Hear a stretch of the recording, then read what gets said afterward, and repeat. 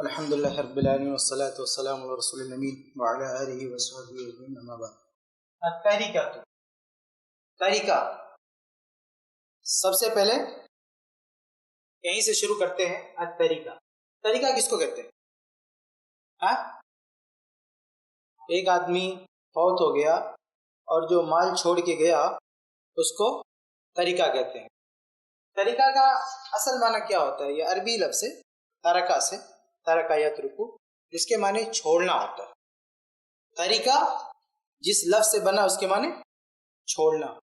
इसका जो असल लुग़वी माना है ये हमारे जहन में अगर रहे तो दो गलत फहमियाँ दूर हो सकती हैं जो हमारे यहाँ हमारे इलाके में पाई जाती है। एक गलत फहमी क्या है कि बच्चों का बाप अभी जिंदा है, बाप के पास माल है, जायदाद है, बाप जिंदा है और उसकी ज़िंदगी ही में बच्चे क्या समझ लेते हैं कि बाप की जायदाद में हमारा हक है और मांगने भी लगते हैं और कहीं कहीं ले भी लेते हैं, तकसीम भी हो जाता है। तो उसको ये तरीका समझ लेते हैं कि अभी उसको हम बैठ के बांट लेते हैं। बाप जिंदा है तो उसकी जायदाद तरीका नहीं है क्योंकि उसने अभी छोड़ा नहीं। तरीका कब होगा? जब उसका इंतकाल हो जाए, उसकी वफात हो जाए, तब उसका माल तरीका होगा। तो बाप अभी जिंदा है तो औलाद इस गलत फहमी में ना रहे कि वो तरीका हो गया, अब हम हिस्सा लगाएं अपना। तो अभी तरीका नहीं हुआ। वालिद जब तक जिंदा है, बाहयात है, तब तक बच्चे उसमें अपना हक नहीं मांग सकते, नहीं ले सकते। वो बाप का, बच्चों का नहीं है। बल्कि अगर इत्तेफाक से दो बेटों में से कोई एक बेटा फौत हो गया और बाप अभी जिंदा है, फौत हो गया, तो फिर उसको तो कुछ नहीं मिलेगा, बाप के वफात के बाद भी नहीं मिलेगा उसको। समझ रहे? तो ये सबसे पहली बात समझे। तरीका मतलब छोड़ना। तो बाप ने अभी छोड़ा ही नहीं तो कैसे तरीका हो जाएगा? एक दूसरी गलत फहमी, एक आदमी जिसे मान लो बाप है, बच्चों का बाप है, वो अभी फौत नहीं हुआ, जिंदा है, लेकिन फौत होने के बाद उसके माल के साथ क्या किया जाए वो वसीयत करना शुरू कर देता है। 1/3 की नहीं बल्कि पूरे माल के बारे में कहना शुरू कर देता है। क्या कि मेरा जो ये फ्लैट है इसको क्या करना है, ये कौन लेगा, वो बांटना शुरू कर देता है। मरने के बाद वो जो है रहनुमाई करना शुरू कर देता है कि मेरे माल से ये करना, मेरा ये फ्लैट है ये कर देना, मेरी ये जमीन इसको ये कर देना, वगैरह वगैरह। तो उसको गलतफहमी क्या है? वो समझता है कि मरने के बाद भी वो माल मेरा है जबकि उसका नहीं है। इसलिए कहते हैं तरीका। वो छोड़ चुका है, वफात हुई तो उसने छोड़ दिया, अब उसके हाथ में नहीं रह गया वो। इसलिए वफात से पहले वो उसके बारे में कोई रहनुमाई नहीं कर सकता कि क्या करना है, वो तुम्हारा नहीं है, तुम छोड़ चुके हो। तो दूसरी गलतफहमी जो कुछ लोगों के अंदर होती है कि वफात के बाद भी हम इख्तियार रखते हैं अपने माल में से, ये गलत है। 1/3 सिर्फ है, 1/3 के बारे में उसको हक दिया अल्लाह ताला ने। तो इसका जो लुग़वी माना ना, तरीका मतलब छोड़ना, ये लुग़वी माना हमारे जहन में रहे तो ये गलतफहमियां दूर हो जाएगी। अब आइए असल देखते हैं कि तरीका का मफहूम क्या है, तरीका का मतलब क्या है। एक आदमी फौत हो गया तो क्या क्या शक्ल हो सकती है तरीका की? हाँ, एक आदमी वफात पाता है तो क्या क्या छोड़ के जाता है जो उसके तरीके में शुमार होता है, जिसको तकसीम करना होता है? क्या क्या हो सकता है? देखिए, तरीका में अगर हम कम से कम अल्फाज में कहें तो कह सकते हैं कि एक आदमी फौत हुआ और उसने जो भी छोड़ा, चाहे माल की कोई शक्ल हो या हुकूक हो, माल या हक, आदमी छोड़ के फौत हुआ, माल या ऐसा हक जिसका ताल्लुक माल से हो, तो माल या हक, दौलत या हुकूक छोड़ के मरता है उसको तरीका कहते हैं। माल की कई शक्लें होती हैं, जैसे कहा इन्होंने कि घर बार छोड़ के गया, पैसा, जेवरात, यानी लिबास वगैरह, जो भी, औरत है तो उसके जेवरात हैं, आदमी है तो उसके कपड़े हैं, ये कपड़ा वगैरह भी तरीका में आता है। आदमी जो पहन रहा ना वो उसके तरीके में शुमार होगा और शुमार करके बाकायदा वो तकसीम होगा। जैसे एक आदमी मोबाइल इस्तेमाल करता है, महंगी मोबाइल, हाँ, फौत हो गया तो अब ये मोबाइल जो इस्तेमाल कर रहा था ये क्या है? ये उसके तरीके में शामिल हो।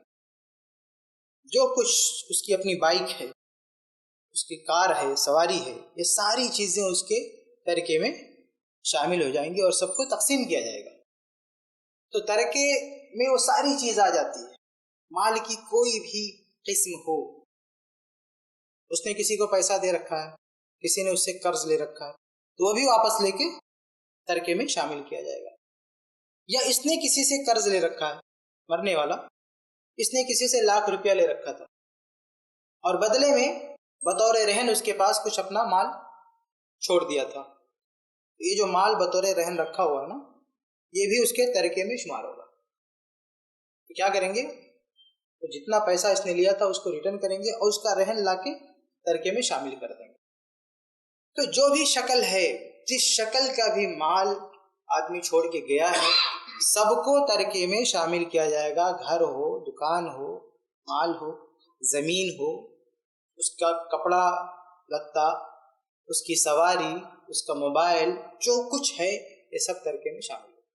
ये माल। और हक, कोई हक छोड़ के गया, जैसे कोई राइटर है, मुसन्निफ है, उसने कोई किताब लिखा, तो कॉपीराइट, हक तबात, उसको छापने का जो हक है, ये उसका था जब जिंदा था। अब उसके वफात के बाद ये हक भी इस तरके में शामिल हो जाएगा, उसके बच्चों में, आगे उसके वारिसिन में मुंतकिल होगा। ये एक मिसाल है हुकूक की, और भी कई चीज़ें हो सकती हैं, लेकिन सिर्फ बतौर मिसाल इतना समझें आप। ये एक मिसाल के तौर पे मैंने जिक्र किया। खुलासा ये कि तरीका में माल या हुकूक, एक आदमी माल की शक्ल में या ऐसे हुकूक जिनका ताल्लुक माल से हो, ये तरीका का मफहूम है। आगे तरीका के मसारिफ,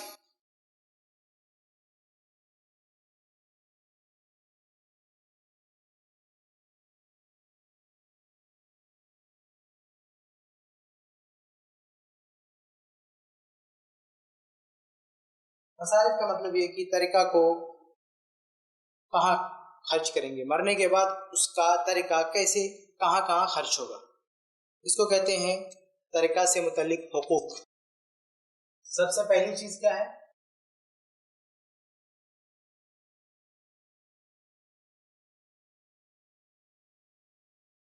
कफन दफन। आदमी जो तरीका छोड़ के गया है, सबसे पहला मसरफ यानी उस माल में से सबसे पहला खर्च जो होगा वो कहाँ पे होगा, उसके कफन दफन में। मरने वाला मर रहा है तो उसके कफन दफन का पैसा उसके माल से अदा किया जाएगा। ऐन कफन दफन के वक्त अगर किसी ने अदा कर दिया है तो उसको चाहिए कि बाद में वसूल कर ले। तो मरने वाले के का कफन दफन उसके माल से देना चाहिए। और हमारे यहाँ जो राइज है कि कोई भी आदमी आगे अपनी जेब से किसी का कफन दे देता है, उसकी कब्र का पैसा दे देता है, और जो भी चीज़ें हैं, कफन दफन या डेथ सर्टिफिकेट या जो भी अखराजात हैं उसके तदफीन के लिए, ये सारे अखराजात किसी और को नहीं बर्दाश्त करनी चाहिए, बल्कि मैयत के माल ही से इसको अदा करना चाहिए। क्योंकि ये मसला खुददारी का है। एक आदमी बाहयात होता है ज़िंदगी में तो ये पसंद नहीं करता है कि दूसरा उसको कोई कपड़ा दे, हाँ, दूसरा उसको उस पर कोई इस तरह की खर्च करे। आदमी की खुददारी होती है, आदमी ये सब चीज़ें नहीं कबूल करता है दूसरों से। तो मरने के बाद भी उसकी इस खुददारी का एहतराम रखना चाहिए। उसके पास जब अपना पैसा मौजूद है तो उसी से उसके कफन दफन का इंतजाम होना चाहिए। बुखारी में मुसअब बिन उमैर रज़ी अल्लाह अन्हु का वाक़या है कि उनकी वफ़ात हुई तो उनके तरके में सिर्फ एक चद्दर थी, और जब उनको कफन देने लगे उसी चद्दर से तो सर ढकते थे तो पाँव खुल जाता था, पाँव ढकते थे तो सर खुल जाता था। तो अल्लाह के नबी सल्लल्लाहु अलैहि वसल्लम ने कहा कि इनका सर ढक दो और पाँव की जगह पे जो खाली जगह है उस पर घास डाल दो। ऐसा क्यों किया?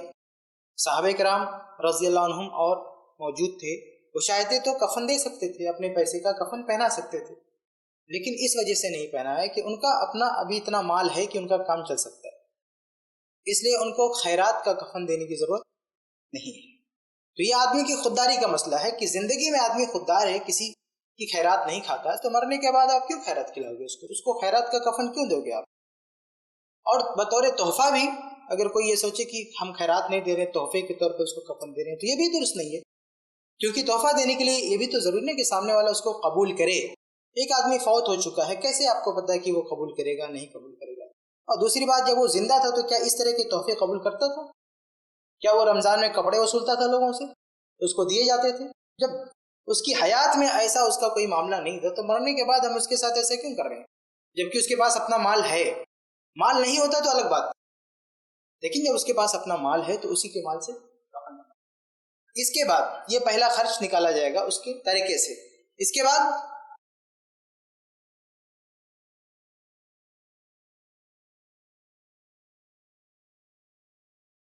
कर्ज, मैयत ने किसी का पैसा लेके रखा है तो वो उसको वापस किया जाएगा। जिसका पैसा ये बाकी है वो उसको वापस किया जाएगा, चाहे ये कर्ज वापस करते हुए उसका पूरा तरीका खत्म ही क्यों ना हो जाए।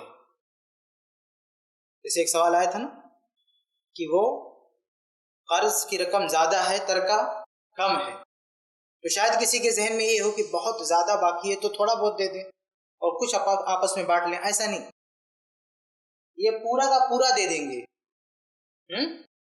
अगर आदमी के पास, आदमी जितना उसका माल बचा है और उतना वो किसी का कर्ज है तो पूरा उठा के दे देंगे, उसके जो रिश्तेदार वगैरह हैं उनको कुछ नहीं देंगे। ठीक है, ये कर्ज है। इसकी और भी तफसीलात हैं लेकिन वो जाने दें, कर्ज की कितनी शक्ल होती है, क्या क्या होती है, बस अब अभी जाने दें। इतना ध्यान में रखें कि कर्ज है, मैयत कर्जदार है तो वो उसके छोड़े हुए माल से वापस करेंगे। इसके बाद ये दो खर्च निकालने के बाद अगर तरके में कुछ और बचता है तो ये देखेंगे कि उसने कोई वसीयत तो नहीं किया।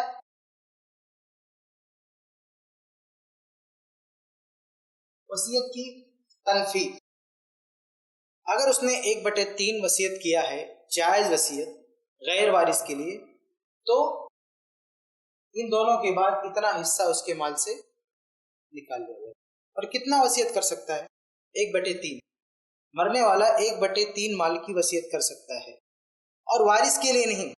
जैसे उसके बेटे हैं, बेटी है, ये लोग तो उसके माल में वारिस हैं, हिस्सा पाएंगे, ऐसे लोगों के लिए वसीयत नहीं कर सकते। अगर किया भी तो उसको रद्द कर दिया जाएगा। गैर वारिस के लिए, वो भी जायज वसीयत, नाजायज वसीयत नहीं, जायज वसीयत और गैर वारिस के लिए, और 1/3 से कम, ज्यादा से ज्यादा 1/3 से कम या 1/3, उससे कम रहे या ज्यादा से ज्यादा 1/3, उससे ज्यादा वसीयत नहीं कर सकता। तो अगर कोई किसी ने जायज वसीयत किया है सही तरीके से, और यहाँ वसीयत से क्या मुराद है भी ज़हन में रखें। देखिए, वसीयत की बहुत सारी शक्लें होती हैं। वसीयत ये भी तो हो सकती है ना कि आदमी करे, ये कहे कि मेरे मरने के बाद मेरा जनाजा कौन पढ़ाएगा, मुझे गुस्ल कौन देगा, ये भी आदमी वसीयत कर सकते हैं, इसको भी वसीयत की एक शक्ल कहते हैं। लेकिन यहाँ फ़राइज़ में जो हम वसीयत की बात करते हैं उससे मुराद होता है माल से मुतल्लिक, माली अतिये से मुतल्लिक वसीयत। माली अतिया यानी किसी को माल देना है, उसके तरके में से कुछ माल किसी को देना है, इससे जुड़ी हुई वसीयत। और भी वसीयत बहुत सारी, वसीयत की बहुत सारी शक्लें हो सकती हैं, वो सब यहाँ नहीं मुराद है। यहाँ सिर्फ माली अतिये वाली वसीयत मुराद है। तो ये 1/3 है, जायज वसीयत है, गैर वारिस के लिए है, तो उसकी तनफीज करेंगे। और ये दोनों के बाद यानी कफन दफन और कर्ज के बाद जो बचता है ना, उसका 1/3 करेंगे, उसका 1/3 करेंगे, और जिसके लिए है उसको दे देंगे। अगर ये है तो वसीयत है, तो नहीं है तो फिर आगे बढ़ जाएंगे। चौथे नंबर पर क्या है? तकसीम।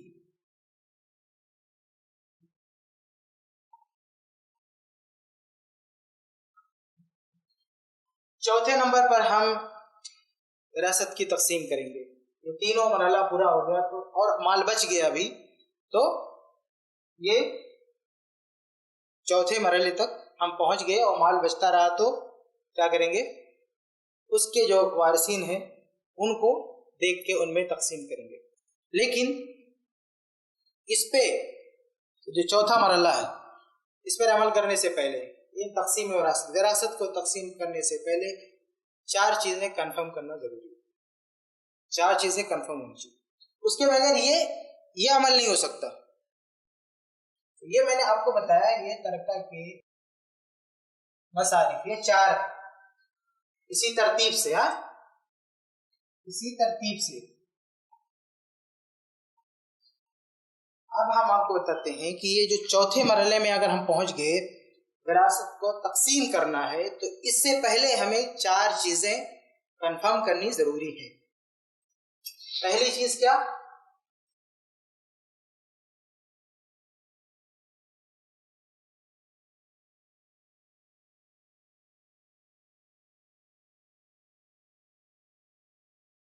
सबसे पहली चीज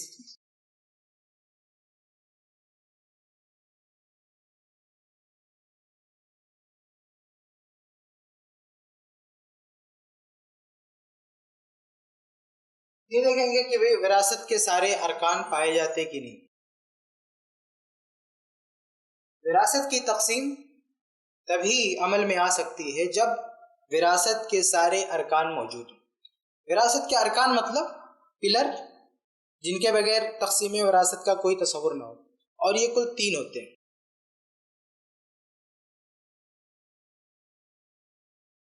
नंबर 1 मुअर्रिस, नंबर 2 वारिस, नंबर 3 तरका। अरकान विरासत, अगर इन 3 में से कोई एक ना हो तो विरासत की तकसीम कैसे हो सकती?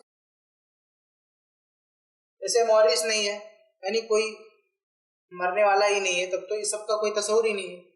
अब मरने वाला है, इतना सब कुछ उसने छोड़ा है, हाँ, ये सब करने के बाद भी माल उसका, चौथे मरहले पर आने के बाद भी माल उसका बचा है, लेकिन कोई वारिस नहीं है उसका, तो कैसे तकसीम करेंगे? वारिस है ही नहीं तो कैसे तकसीम करेंगे? या फिर ये कि तरका बचा ही नहीं, उसके पास तरका ही नहीं है, माल ही नहीं, तो कैसे? तो ये इस मरहले पे आने से पहले तीनों चीजें होनी चाहिए। मुअर्रिस है तो रहेगा, जब हम ये सब मरहला तय करेंगे तो इसका मतलब मुअर्रिस है। लेकिन यहाँ पर पहुंचने के बाद ये भी हो सकता है कि कोई वारिस ना हो, तो वारिस नहीं रहेगा तो तकसीम नहीं हो सकती। तरका भी नहीं, कुछ है भी नहीं, या था लेकिन सब ऊपर ही खत्म हो गया, तो यहाँ पर नहीं हो सकता, तकसीम नहीं हो सकती। तो इसलिए ये कंफर्म होना जरूरी है कि विरासत के सारे अरकान पाए जाते हैं। इसके बाद आगे दूसरी चीज क्या है?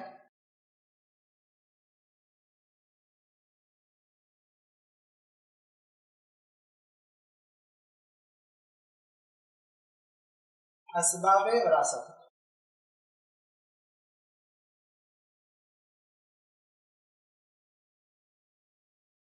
यानी ये भी देखना ना कि जिसमें हम बांटने जा रहे हैं, जिसको देने जा रहे हैं, क्यों दे रहे हैं, उसकी वजह क्या है। वो अगर कोई आदमी वारिस बन रहा है मैयत के माल का, तो क्यों वारिस बन रहा है वो तो देखेंगे ना। तकसीम से पहले ये तो देखना होगा ना कि कौन वारिस बन रहा है, क्यों वारिस बन रहा है। तो उसके लिए 3 चीजें होती हैं, यानी 3 वजूहात हैं, 3 असबाब हैं जिनकी वजह से कोई शख्स किसी के माल में वारिस होता है। पहली क्या है? पहली वजह निकाह।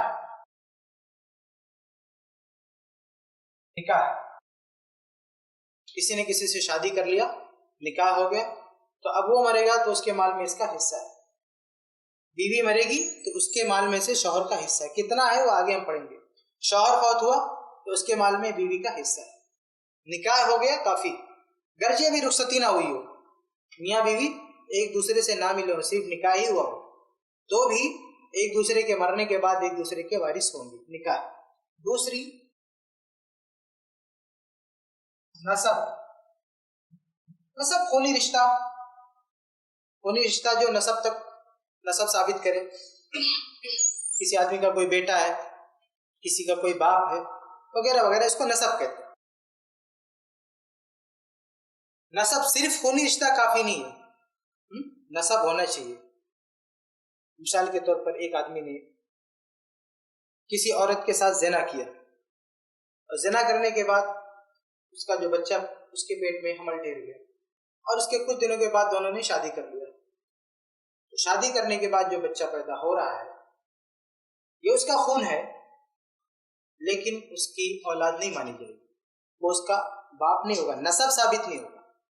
नाजायज बच्चे का नसब साबित नहीं होता, बाप से उसका नसब साबित नहीं होता। माँ के साथ मिलाया जाता है लेकिन बाप से उसका नसब साबित नहीं होता।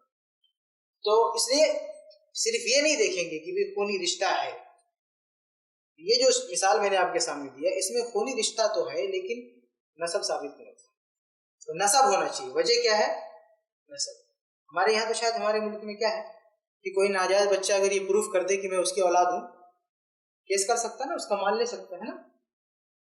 लेकिन ऐसा नहीं, इस्लाम में नहीं, नाजायज बच्चा माल नहीं पा सकता, वो वारिस नहीं। और यही चीज लोगों को मालूम हो जाए तो शायद इस बदकारी से बाज आ जाए कि भाई उससे हिस्से मुतासिर होंगे, विरासत से महरूम हो जाएगा। ये सब चीजें भी अगर लोगों को पता चल जाए तो शायद ये चीजें भी रुकावट बन जाए बदकारी से। तीसरी चीज है वला। वला आजकल जो है इसका वजूद नहीं है।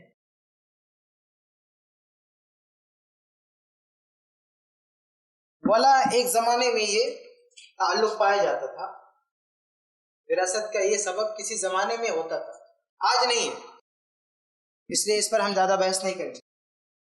ये जो वला है ये आज नहीं है। वला किसको कहते हैं? एक आदमी ने किसी को आजाद कर दिया, कोई गुलाम था, कोई गुलाम आदमी था, औरत थी, कोई भी, उसको किसी शख्स ने आजाद कर दिया। तो आजाद करने के बाद इसका उससे एक ताल्लुक हुआ ना, कि इसने उसको आजाद किया, इस ताल्लुक को वला कहते हैं। और इस ताल्लुक की वजह से जो जिसने आजाद किया है वो उसके माल में हिस्सा पा सकता। कब? जब उसकी अपनी औलाद ना हो, उसके अपने रिश्तेदार ना हो। मिसाल के तौर पर एक आदमी गुलाम था, अब किसी ने उसको आजाद कर दिया। आजादी के बाद वो कमाया, कुछ बनाया होगा, लेकिन उसने शादी नहीं किया, उसके बच्चे नहीं है, तो उसका जो माल है कौन लेगा? इसको दिया जाएगा जिसने आजाद किया है। या कभी कभी हो सकता है उसके हो भी रिश्तेदार, लेकिन वो रिश्तेदार उसका पूरा माल नहीं पा रहे हैं। ये भी है ना, आगे आप पढ़ेंगे कि जरूरी नहीं है कि रिश्तेदारों में सारा माल बांट दिया जाए, यानी जितने रिश्तेदार होते हैं उनको माल तो मिलता है लेकिन सारा माल उनको नहीं मिलता, कुछ बचता है। तो भी इसको आजाद करने वाले को मिल जाएगा।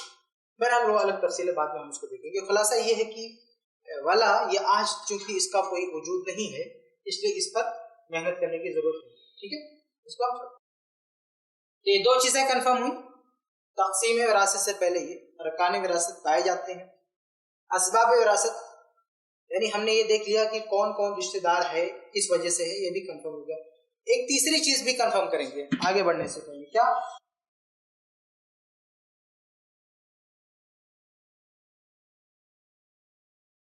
शुरूते विरासत। विरासत के शुरूत कुछ शर्तें भी हैं।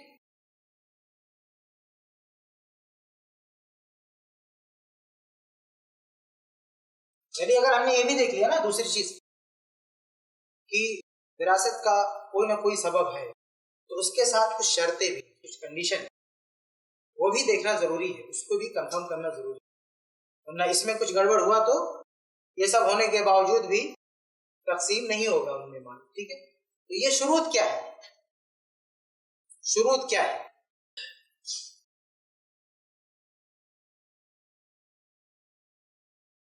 पहली शर्त क्या है? मुअर्रिस मर चुका हो।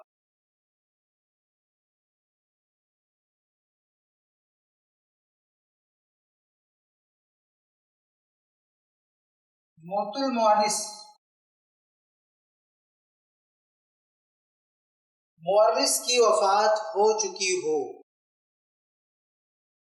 एक आदमी जिंदा है तो फिर उसका माल तकसीम नहीं कर सकता, वफात हो चुकी हो। वफात की चाहे हकीकी तौर पर हो या हुक्मी तौर पर। हकीकी तौर पर मतलब ये कि उसकी सांसें बंद हो गई, सबने देख लिया, यानी सबने देख लिया कि वाकई वो मर चुका है, हकीकी मानों में मर चुका है। और एक हुक्मी वफात, यानी एक आदमी गुम हो गया, अच्छा खासा, ऐसे मुंबई में किसी ने प्रॉपर्टी बनाई और फिर अचानक वो गुम हो गया, कहीं उसका कुछ पता ही नहीं, तो उसके बारे में काजी कुछ उसूलों और कुछ जवाबित को देख के कुछ दिन इंतजार करने के बाद फैसला कर देता है कि ये मर चुका है। फिर इस फैसले के बाद उसका जो माल है ना उसके वारिसिन में तकसीम है। तो ये जो काजी का फैसला होता है कि ये मर गया, इसको हकीकी मौत नहीं कहते, हुक्मी मौत। ये गलत भी हो सकता है, पता हो सकता है तो जिंदा हो बाद में आ जाए, इसलिए हम इसको हकीकी मौत नहीं कहते। लेकिन इन दोनों में से कोई एक होना चाहिए, तो वाकई वो मर चुका है या काजी ने उसकी मौत का फैसला कर दिया है, तो इन दोनों के बाद ही हम उसका माल तकसीम कर सकते हैं। दूसरी शर्त क्या है?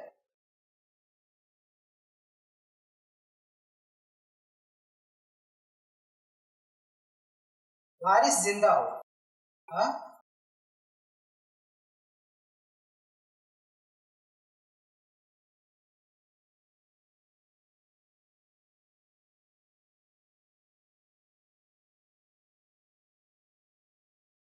वारिस जिंदा जिसको हम विरासत देने जा रहे हैं, वो शख्स हयात जिंदा, जैसे बाप मर गया तो बेटे को हम देने जा रहे हैं ना उसका माल, तो वो शख्स जिंदा हो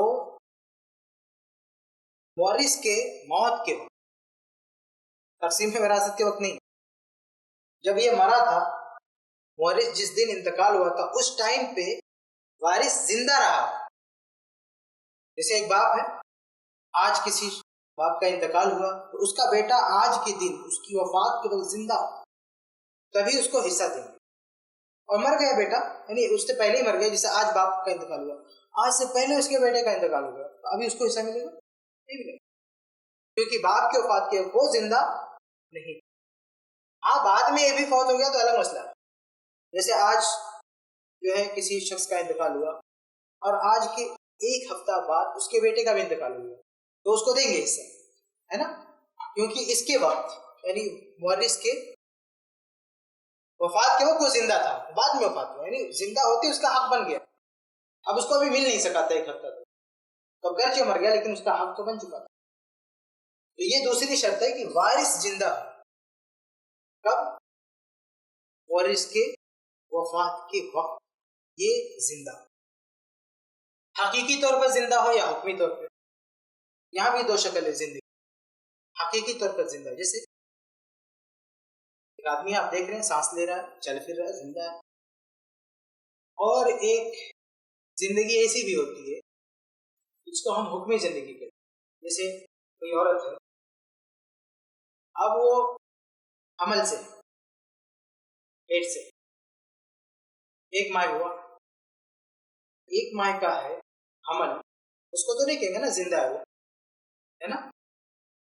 लेकिन अगर एक आदमी ने अपनी बीवी से ताल्लुक कायम किया, उसकी बीवी पेट से हुई, हमल से हुई, और एक माह के बाद ये आदमी मर गया, शौहर मर गया, है ना, तो अब उस शौहर के माल में इस बच्ची का भी हिस्सा बन गया, जो अभी माँ के पेट में है और नुत्फे की शक्ल में, माँ के पेट में है, नुत्फे की शक्ल में है, लेकिन उसको भी हिस्सा मिलेगा। उसकी जो जिंदगी है ना, उसको हम कहते हैं हुक्मी जिंदगी। यानी हकीकत में ऐसा हम लोगों की तरह जिंदा नहीं है, लेकिन उसको जिंदा लोगों के साथ ही शुमार किया जाता है। ये जो हम कहते हैं वारिस जिंदा, उससे मुराद हकीकी तौर पर जिंदा हो, हुक्मी तौर पर जिसकी मिसाल आपके सामने रखेगी कि माँ के पेट में नुत्फे की शक्ल में, नुत्फे की शक्ल में है, यानी माँ के पेट में बच्चा नुत्फा ठहर चुका है, तो वारिस बन गया। वो बाप मर गया तो वारिस वो बन गया। ये और तीसरी शर्त क्या है?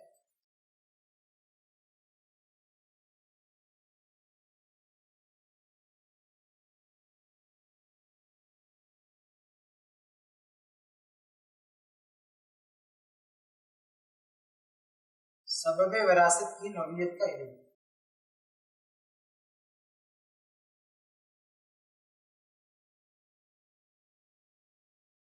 यानी ये मालूम हो कि किस तरह, किस शक्ल में ये वारिस बनता है, इसका पता।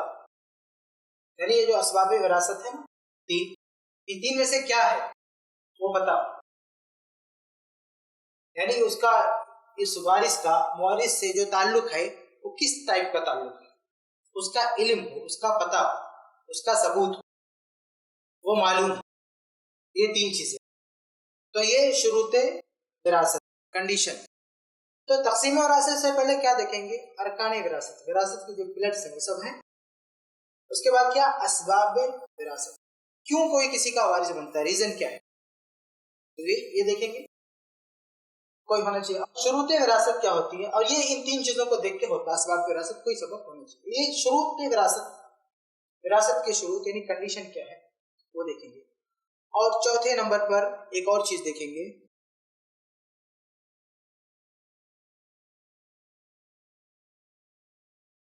मवाने इस्म, मवाने विरासत में।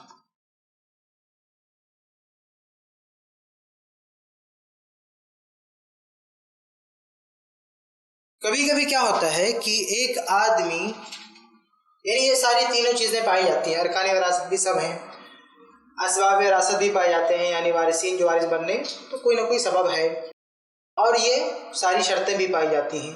फिर भी इन तीनों के बावजूद भी क्या है, किसी को हिस्सा नहीं मिल पाता, क्योंकि कोई ना कोई ब्लॉकेज होता है, माने होता है, विरासत से माने, उसको क्या कह सकते हैं, ब्लॉकेज। यानी कोई चीज होती है जो ब्लॉक कर देती है उसको हिस्सा नहीं पाने देती। वो 3 चीज होती है। ये भी 3 चीज है जो वारिस को विरासत पाने से रोक देती है, उसको ब्लॉक कर देती है, उसको हिस्सा नहीं मिलेगा। गलत ये सारी चीजें पाई जाए लेकिन फिर भी उसको हिस्सा नहीं देगा। वो 3 क्या है? पहली क्या है? पहली चीज क्या है कि वारिस को ब्लॉक कर देगी, वो हिस्सा नहीं पाएगा। वो है क्या?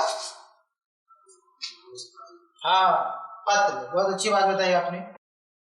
आपने लगता है फराइज पढ़ा है, किताब पढ़ा, सिर्फ कहीं क्लास में नहीं पढ़ा, किताब पढ़ के आपको मालूम हो गया, माशाल्लाह। तो ये पहली चीज जो वारिस को ब्लॉक कर देती है वो क्या है? कत्ल। किसी ने अपने वारिस का कत्ल कर दिया, बेटे ने बाप का मर्डर कर दिया, कत्ल कर दिया, तो अब बाप की जायदाद में बेटा कुछ नहीं पाएगा, उसको 1 रुपया भी हिस्सा नहीं दिया जाएगा। कैसे भी कत्ल किया हो, उसका यह कहना नहीं माना जाएगा कि गलती से जो है गोली चल गई, ये सब नहीं सुनेगा कोई। वो जानबूझ के मारा या गलती से मारा, कैसे भी मारा। और इन सब चीजों की देखिए दलाल भी मौजूद है किताब में, इन सारी बातों की दलाल में। तो कत्ल कर दिया तो हिस्सा नहीं पाएगा। किसी ने भी अपनी मौलिस का कत्ल कर दिया, बेटे ने बाप का कत्ल कर दिया, बेटी ने बाप का कत्ल कर दिया। ये एक शख्स था, उसकी कोई औलाद नहीं थी, तो उसका भाई वारिस हो रहा था, है ना, उसका बेटा बेटी नहीं थी, तो मरने के बाद उसका भाई वारिस होता। कोई नहीं था, उसका भाई था, तो भाई लेता ना। तो अब इसने उसको मार दिया, कत्ल कर दिया, तो अब इसको नहीं मिलेगा।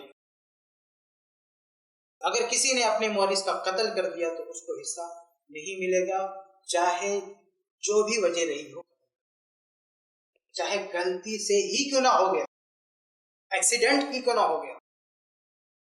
और ये इसलिए है ताकि कोई इसका बहाना बना के कत्ल न, ये भी हो सकता है ना कि कोई प्लानिंग के साथ, साजिश के साथ कत्ल किया और उसको एक्सीडेंट बना दिया।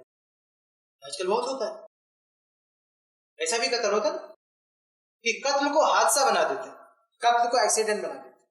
तो इसलिए सद्दे बाप के लिए जाब्ता ही यही है कि वारिस ने मौरिस का कत्ल कर दिया तो अब उसको हिस्सा नहीं देंगे, चाहे जैसे कत्ल किया हो, चाहे जो भी वजह रही। दूसरी वजह क्या है? एक और वजह है जो वारिस को ब्लॉक कर सकती है, वो इख्तिलाफुद दीन, यानी कुफ्र। किसी का काफिर होना, कोई भी काफिर हो गया, मौरिस हो गया या वारिस हो गया, तो एक दूसरे से हिस्सा नहीं पाएंगे।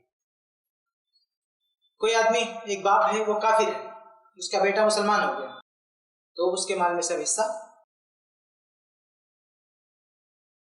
या बाप मुसलमान है और बेटा काफिर है, एक फैमिली है मुस्लिम, एक फैमिली है, उसमें से बाप ने इस्लाम कबूल कर लिया, ठीक है, और बेटे ने इस्लाम कबूल नहीं किया, वो कुफ्र में है।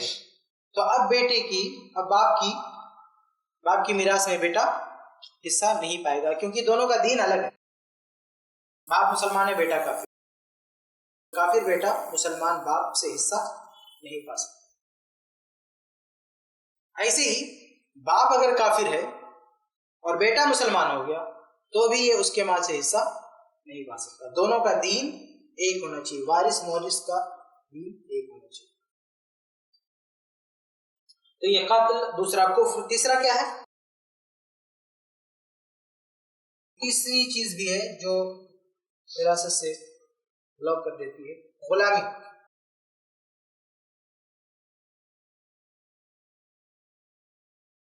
और मैंने आपसे पहले कहा कि इसका भी आज वजूद नहीं है, हाँ,